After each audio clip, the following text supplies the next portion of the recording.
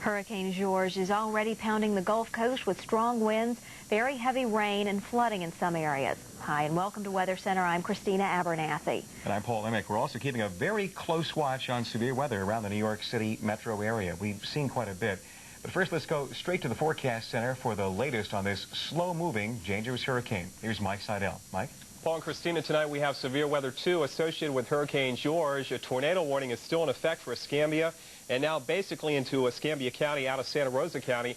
We had a Doppler report of a tornado, and now we've gotten an unconfirmed report of a tornado touchdown from a TV station in Pensacola, a touchdown in Baghdad, that's near Milton, just north of Pensacola, and reports of some damage. We don't know how bad it is, but again, this is one of those situations when we have a landfalling hurricane, we often have tornadoes, and there is a tornado watch overnight. Let's give you the latest on the hurricane, then we'll show you some live reports and get our analysis from our hurricane expert, John Hope. And there's the latest from the Hurricane Center as of 8 Central. Moving, barely moving, north-northwest at 7. The pressure remains unchanged, and the distance now 115 miles east-southeast of New Orleans. And as we'll explain in a minute, we think that those of you in New Orleans will dodge the worst of this system. At least it's looking more promising as the evening wears on.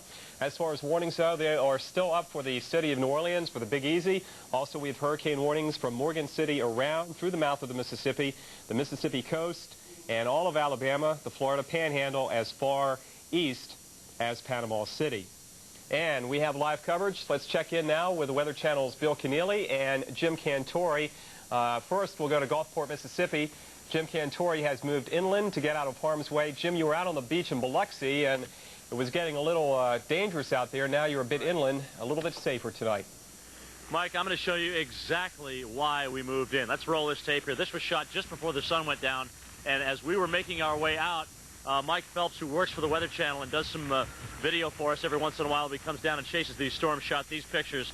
Now, these are winds of 60 to 70 miles an hour. He was actually doing a live report on his camera, but he was briefing me as he was shooting the video and telling me, you know, Jim, these are 60, 70 mile an hour winds here coming on in, and no doubt about it, there's some big problems with the surf, the surge, and that's why they had a curfew as of 6 o'clock tonight. So that was perfect timing. A lot of people off the streets tonight in Harrison County. As a matter of fact, we've had several policemen come by and actually pull people off that have kind of come out and check things out. You're looking at our storm cam, and across the street you can see how the lights are swaying with the wind, Mike. We've gotten a little bit of a lull in the wind here. We were gusting earlier on to about 45, 50 miles an hour, and now it is sustained right around 30 miles an hour. So we've actually dropped briefly below tropical storm force. But let me show you, we've already got some damage here. What we're going to do is take you over here to this Nissan sign and this dealership. You can see how the streamers are kind of waving with the wind, but you can also see how we've lost a piece of that sign as a result of the winds, which earlier on, Mike, we're peaking out at about 60, 65 miles an hour. So heavy rain, gusty winds, people off the roads tonight, and the good news is we still have some power. So what we're hoping for is that sticks around for quite some time. But folks, batten down the hatches. With that eye still offshore, the worst is yet to come. Right now, let's find out if they dodged the bullet in New Orleans. Let's talk to Bill Keneally. Bill? I think so, Jim. It's pretty safe over here right now. Courtesy of a north wind, we did not get that water coming in from the Gulf of Mexico. And what I mean by that is it did not come through the Lake Bourne into Lake Pontchartrain. So we never, from what I've heard now, breached any of the levees set up around the city. And all the city is now surrounded by the hurricane floodgates, and they're all in place. Now, I want to show you some video we shot about an hour and a half ago across the region here in the immediate French Quarter. That was probably our squalliest weather all day. We had winds gusting 45 to 55 miles per hour. We had lightning in the sky, and again, it was a very squally time of it, somewhat like it is now, but probably windier at that stage of the game.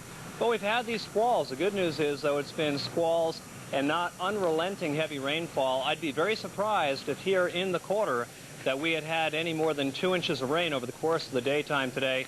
And that really is the test, Mike, as we see they can handle rainfall rates of 1 inch per hour for a while, but if you get more than, say, 8 inches per day, then it's going to really tax the system. Then it's hard to get the water, which is down below sea level, back out over the levee, back into the Mississippi. So far, so good. Hopefully this system, the hurricane, will not dawdle and let it rain here for days on end.